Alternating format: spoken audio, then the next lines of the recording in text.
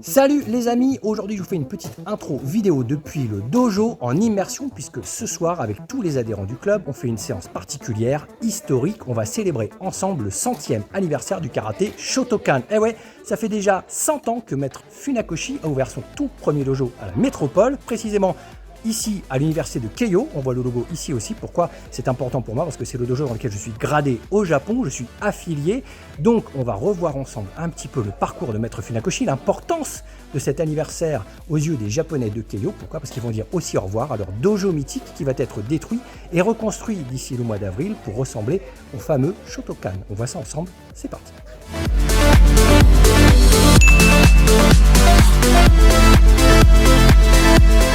Permettez-moi de commencer cette vidéo par une question. Quelle place occupe le karaté dans votre vie? Lorsque l'on pratique souvent et longtemps, parfois depuis des années, une discipline quelle qu'elle soit, il est logique, ne serait-ce que par curiosité, ne serait-ce que par cohérence envers le temps qu'elle occupe dans nos vies, de s'intéresser un petit peu à son évolution et son histoire. Ne serait-ce, comme je disais, par culture ou par curiosité. Automatiquement, lorsque l'on pratique le karaté depuis des décennies, lorsque l'on enseigne le karaté, pour certains vous êtes pratiquant et enseignant, d'ailleurs pour certains vous êtes même formateur au sein de la Fédération française de karaté ou dans vos formations, dans vos organisations différentes. Pour certains vous êtes compétiteur, vous allez faire des stages, vous donnez des stages. Pour certains vous allez faire des challenges comme le challenge des 5 katas d'Okinawa, voire même, comme pour ma part, c'est mon métier, c'est-à-dire le karaté va devenir une partie de votre métier. Reportage, DVD, voyage, interview, pratique sur place, ça peut prendre une place considérable. Le karaté, pour ma part, ça a pris une place vraiment prédominante dans toutes mes activités et dans même ce que je peux vous délivrer chaque semaine sur cette chaîne. Vous avez aussi la possibilité de vous cultiver de manière théorique, en regardant ces vidéos, par le biais de livres, par le biais d'Internet. La culture du karaté, elle peut vous entourer de manière très très large. Donc automatiquement, lorsque l'on passe du temps, pour moi, à pratiquer le karaté, c'est indispensable de remonter aux sources et de comprendre le sens de ce que l'on fait, quelle que soit la voie martiale, que ce soit du Shotokan, du Shitoryu, du Wadoryu, et ainsi de suite. Bah oui, parce qu'on ne fait pas juste une gestuelle, on ne fait pas du tennis ou de la pétanque ou ce genre de choses, bien que toutes ces disciplines ont aussi leur facette historique. Mais ce n'est pas forcément orienté sur que le loisir ou que sur la compétition. Nous, on a décidé, petits humains français, de se réunir dans des petits dojos en France pour étudier une discipline qui vient de l'autre bout du monde, à plus de 10 000 km. Et une discipline japonaise, et pourquoi? Parce qu'elle est japonaise, elle apporte son lot de tradition, de philosophie et d'histoire. Pour ma part, je trouve ça aberrant de pratiquer en club, en dojo, des postures pendant des années sans s'intéresser à ce que c'est et en se coupant justement de la partie historique, traditionnelle, culturelle de cette discipline. Puisque c'est ce qui en fait toute la sève. On fait du karaté, on ne fait pas juste de la gestuelle. Donc, automatiquement, il faut s'intéresser un petit peu à cette discipline. Et aujourd'hui, on va parler du 100e anniversaire du Shotokan. Donc, je vous invite à étudier la chose et je vous invite aussi, si vous êtes enseignant, à le transmettre à vos élèves. Si vous êtes formateur, de le transmettre à vos candidats, de les sensibiliser au fait qu'il y a des moments importants dans notre pratique. C'est quand même qu'une seule fois dans notre vie à nous que l'on peut vivre le centenaire du Shotokan. C'est pas rien, c'est un grand moment, c'est un bel événement et il faut sensibiliser nos élèves. C'est ce que j'ai fait justement dans cette petite vidéo d'intro que je vous montrais justement tout à l'heure au dojo hier soir précisément, auprès de mes élèves, c'est-à-dire un petit séminaire historique sur l'importance de ce qu'on peut faire en cours et comment était le karaté avant et comment il était transmis aujourd'hui en France par Bibi, tout simplement. Alors bien sûr, je leur ai parlé de mon affiliation à Keio, donc c'est aussi pour ça que d'un point de vue presque sentimental, émotionnel, c'est hyper important pour moi parce que cette évolution du karaté, pour ma part, s'est transmise à maître Iwamoto, que l'on voit ici au centre sur la photo, parce qu'il est encore en vie, il est très âgé, mais il est encore en vie. Maître Funakoshi avait remis sa ceinture noire, son Keiyodan, à maître Iwamoto, en main propre, parce que c'était son majordome à l'époque. Il a passé plus de 13 ans à pratiquer auprès de maître Funakoshi. Et là où c'est très important, et comme je vous disais, très émotionnel pour moi, c'est qu'en 2011, c'est maître Iwamoto lui-même qui m'a remis ma ceinture noire au cœur de Keio. Donc, puisque j'avais passé le grade de Keiyodan. Donc automatiquement, Lui ayant reçu sa ceinture noire de Maître Funakoshi et lui me remettant la ceinture noire avec donc cette preuve un peu philosophique, un peu tellurique que je suis sur une bonne voie, en tout cas dans le respect des philosophies qui ont été apportées par Maître Funakoshi, ça a une valeur toute particulière. Et donc ce 100e anniversaire de Keiyo et ce 100e anniversaire de la première séance dispensée par Maître Funakoshi au Japon à la métropole, c'est un gros événement qu'il faut célébrer et dont il faut parler. Donc comme je disais, cette transmission, elle part de loin. Aujourd'hui, hier précisément, j'ai parlé un petit peu de toutes ces affiliations. Il faut remonter le temps, il faut remonter à cette première séance, car il est estimé que le 15 octobre 1924 était la première séance de karaté dispensée par Maître Funakoshi au Japon. Quand je dis au Japon, je parle vraiment à la métropole, dans un dojo en dehors d'Okinawa. On sait qu'il est arrivé en 1922, qu'il s'est installé, que ses premières séances étaient un petit peu confidentielles. Il a d'ailleurs un rôle très particulier, Maître Funakoshi, il a une philosophie très particulière. Il n'a rien inventé, il n'est pas là pour se promouvoir. Ce qui n'est pas le cas de nombreux maîtres qui lui ont enchaîné le pas. Je pense notamment à Kenwa Mabuni, qui est arrivé en 1929 et qui lui aussi a dispensé le Hankoryu qui est devenu le Shitoryu, et lui a rapidement créé des katas. Maître Funakoshi n'a pas créé de kata. Il a repris des katas, un peu de Tomarite, des Sochin, des Unsu, un peu de Naate, de Shurite, et puis il a compilé les choses. Sa seule vraie mission à Maître Funakoshi, dans cette transmission, ça a été de japaniser la discipline, parce qu'on est quand même à une période assez fragile en les rapports politiques entre le Japon et la Chine, et sa mission, c'est d'essayer de faire en sorte, pour que le karaté soit accepté par les Japonais, de gommer toutes les appartenances qui, transitant par Okinawa, pourraient remonter à la Chine. Donc, changer des noms, changer des kanji, changer des postures, voilà, ça, c'était son travail pour faire que le karaté soit accepté et puisse être dispensé, notamment dans certaines universités. Heureusement, parmi ses élèves un peu clandestins, il y avait l'un des présidents de l'université de Keiyo, qui, passionné de cette histoire-là, de cette discipline, lui a dit « Écoute, moi je vais dégager un endroit, et puis tu vas y installer ton dojo, et ce sera ton premier dojo, le dojo dans l'université de Keiyo, donc le dojo de Keiyo. » Ça veut dire qu'en 1924, il était au campus de Mita. Ceux qui ont déjà vu les vidéos et les reportages que j'ai ramenés du Japon, vous pouvez très facilement situer où c'est. Ceux qui m'ont accompagné dans certains voyages, vous le savez aussi très bien, derrière le très grand terrain de baseball du campus de Mita, en arrière-plan, eh bien, vous avez un petit cabanon. Il y a quelques années, il y a 10 ans, tiens, précisément, lorsque j'avais emmené une petite troupe représentant la France pour faire des démonstrations pour les 90 ans du dojo de Keiyo, et j'étais passé par cette petite place-là, et j'avais fait une petite vidéo d'intro devant le laboratoire de sciences, qui a été reconstruit depuis, mais c'est le lieu exact où Maître Funakoshi avait un petit laboratoire de sciences en bois, qui n'était pas très glorieux, mais ils l'ont vidé et lui ont permis de faire son dojo à l'intérieur. Donc il a été détruit depuis, avec la guerre, il a été reconstruit. Donc c'est redevenu un laboratoire de sciences et puis une animalerie, on va dire, il y a des pigeons, il y a des choses comme ça, voilà, à étudier. Donc j'avais fait une petite vidéo d'intro pour vous dire que c'était là précisément que Maître Funakoshi a eu accès à son premier dojo. Donc c'est pas rien. Et un peu plus loin, parce que ce dojo étant vraiment très petit, un peu plus loin a été construit ensuite un bâtiment principal, le dojo de Mita, de Keiyo Mita, du campus de Mita, qui peut accueillir au moins une trentaine d'élèves facilement, donc un endroit un peu plus grand dans lequel justement j'avais passé le Dan Keiyo en 2011. Donc ce premier dojo, on va dire, mis à disposition par Maître Funakoshi, lui a permis, en 1924, le 15 octobre, de faire sa première séance de karaté. À l'époque, il ne faisait pas du Shotokan, on le sait, on en a souvent parlé. Shotokan, c'est un nom qui est venu beaucoup plus tard et qui n'a même pas été de sa propre décision. Ce sont ses élèves en construisant le Shotokan et ainsi de suite, on en a déjà parlé. Mais lui, il faisait du toté transformé en karaté pour les Japonais. En fait, ensuite, il y a eu la dénomination, il y a eu l'officialisation. On a le kanji kara qui a été changé pour que ce soit plus japonais. Et donc, il a fait sa première séance de karaté. Donc, c'est estimé au 15 octobre 1924 en rapport au registre que lui pouvait écrire. On en a souvent parlé aussi dans certains tutos historiques, lorsque maintenant les registres sont plutôt à Chine, dans le campus de Shinanomachi, dans l'université de médecine, dans le campus de médecine. Mais voilà, ils ont des registres écrits de la main de Maître Funakoshi où il y a des dates, et eux, tous les jeudis soirs, ils font le Mokyokai, ils reprennent un des registres, c'est une sorte de petit plan de cours d'époque où ils notent le nom des élèves et ils notent un petit peu ce qu'ils ont fait durant la séance. Et ils ont pu estimer aussi, par rapport au registre de l'université, d'il y a une centaine d'années, que c'est mi-octobre qu'ont démarré les cours de maître Funakoshi. Donc ils ont statué une date du 15 octobre qui est la fête du karaté.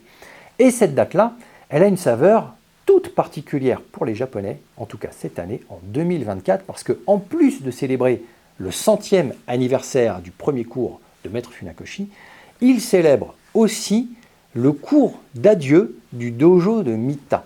Donc ça me fait un petit passement au cœur quand même, parce que ce dojo, j'y suis très souvent allé. C'est dans ce dojo, pendant des années, que j'ai filmé une dizaine de DVD, de vidéos qui sont disponibles un petit peu partout. Encore une fois, je ne suis pas là pour faire ma promo, mais voilà, vous pouvez les trouver facilement sur les maîtres et les élèves directs de maître Funakoshi. Ils étaient 4 à l'époque, hein, maître Suzuki, maître Kase, maître Mashimo, maître Iwamoto. Donc maître Kase, pas maître Kase, bien évidemment. Parce que maître Kase, c'est l'émissaire de la JICA qui est venu en France. Donc, des maîtres, il y a aussi maître Wada. Maître Iwada, c'est quand même Koji Wada, le premier champion du monde de karaté. Donc, il y a quand même on va dire des figures importantes, des piliers des arts martiaux, et qui n'ont jamais œuvré pour se montrer eux, et par ego et par prétention, ils n'ont jamais essayé de construire quelque chose en leur nom. Et ça, c'est très révélateur de la philosophie de maître Funakoshi. Encore une fois, lui n'a jamais essayé de créer des katas, n'a jamais donné un nom, une identité propre à sa discipline. Il n'a jamais œuvré dans ce sens-là. Pour lui, il voulait transmettre. Et donc, cette discrétion, somme toute très japonaise, c'est pour moi ce qui fait aussi une force dans cette philosophie. C'est-à-dire savoir les choses, mais essayer de ne pas faire le coq, de ne pas être prétentieux dans ce genre on va dire, d'expansion. Donc, tout ça pour vous dire que voilà, ils vont détruire le dojo de Mita, le raser complètement. Donc c'est là aussi, comme je vous disais, que j'ai pratiqué, que j'ai passé mon dan. J'y ai des souvenirs quand même assez forts, très très forts.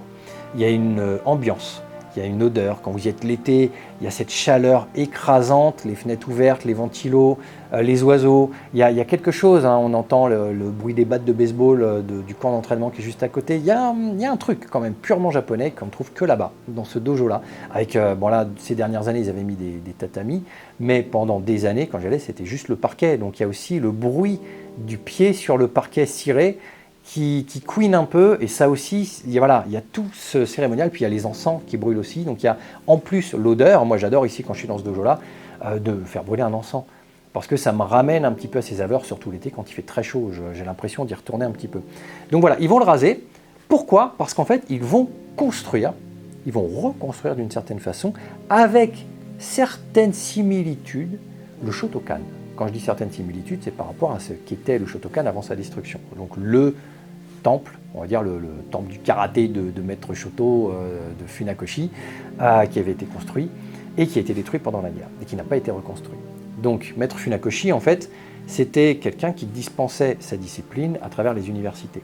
Donc ça lui permet aussi, dans cette philosophie, de vouloir un public plutôt jeune, plutôt érudit, c'est-à-dire capable d'être lettré, d'écrire, de penser, de réfléchir, de conceptualiser, pour pouvoir garder une certaine intelligence dans sa discipline. Il était hors de question d'aller faire ça dans des dojos éparses, voire des dojos privés.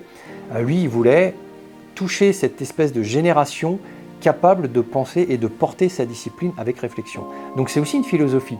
Et son choix, c'est pour ça que en 24, il a ouvert Keio, mais dès 1927, il enseignait déjà à Waseda. Donc, on a, vous savez, c'est ce qu'on appelle dans les 3 grandes voies du karaté qui existent aujourd'hui, le groupement universitaire. Le groupement universitaire, c'est ça, voilà. C'est un peu les origines de la discipline du karaté par maître Funakoshi, bien sûr, puisqu'elle était reformatée par maître Funakoshi.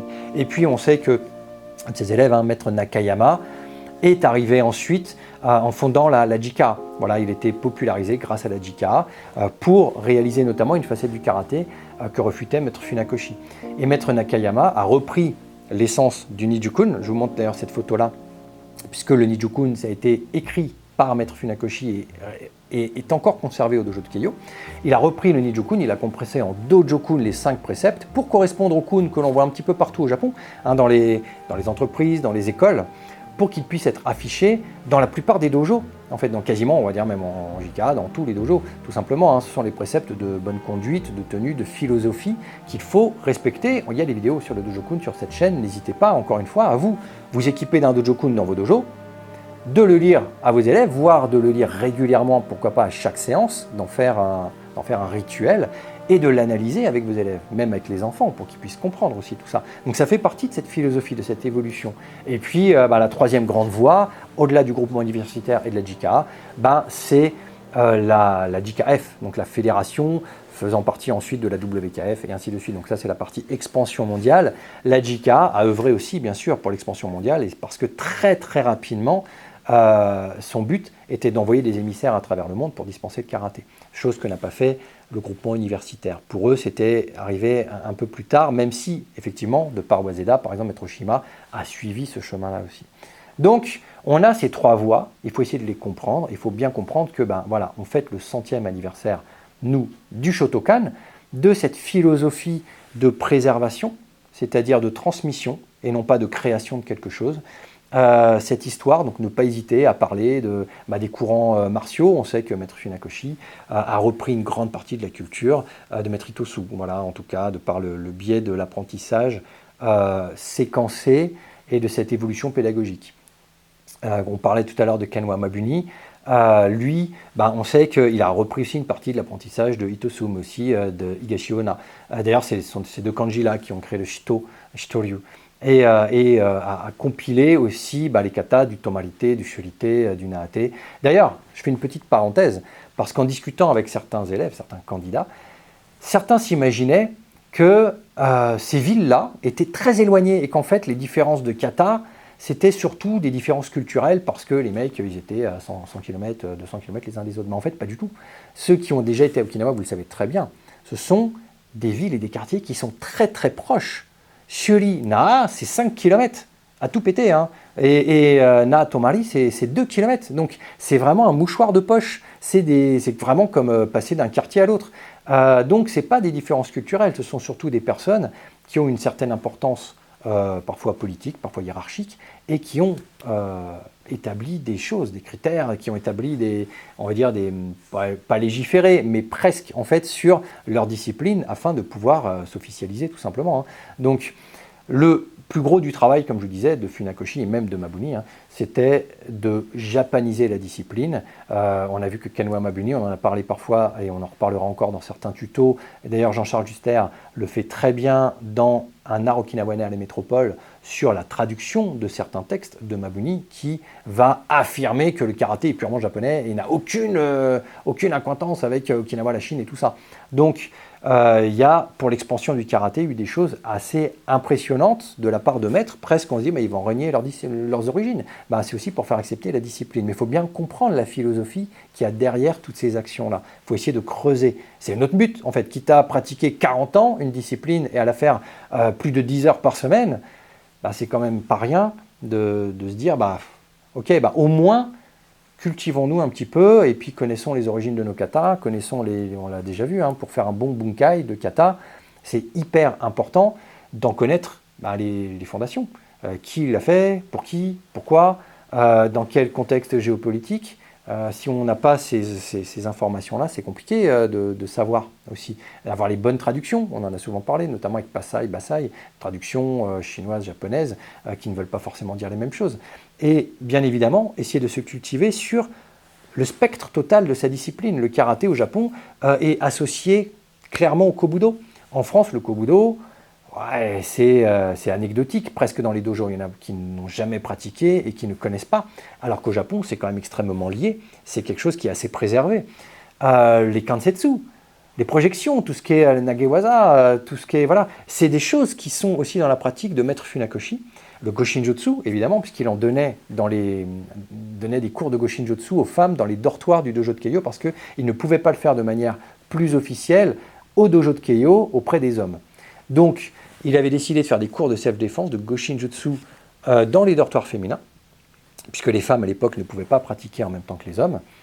Et un jour, il a décidé de réunir ces deux groupes et de se dire, faisons une petite rencontre.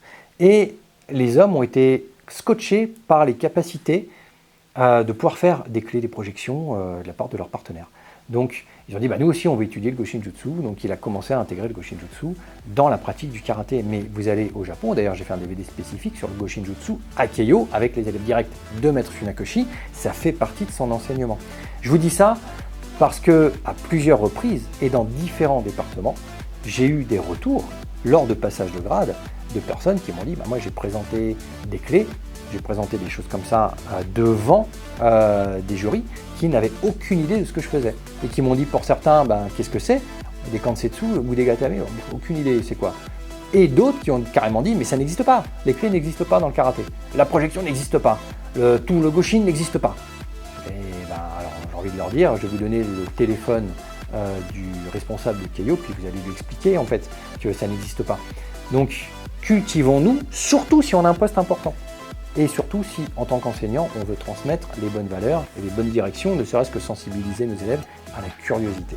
Voilà, c'était tout pour ce petit tuto 100e anniversaire de Keio. Donc prochainement, on aura un magnifique dojo du Shotokan au campus de Mita. Et croyez-moi que pour l'inauguration, je serai sur place. J'ai déjà été invité par les Japonais en février pour célébrer le 100e anniversaire.